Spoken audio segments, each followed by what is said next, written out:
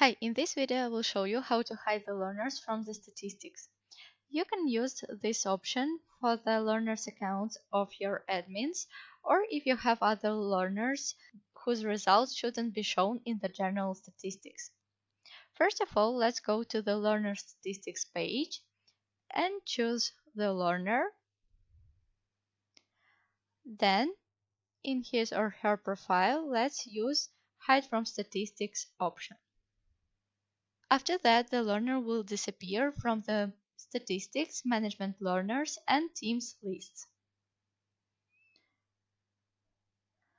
To find this learner, let's go back to the learner statistics, click on the three dots, and choose Show Hidden Learners option.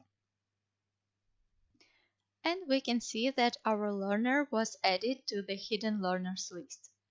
Thank you for the attention. Have a nice day.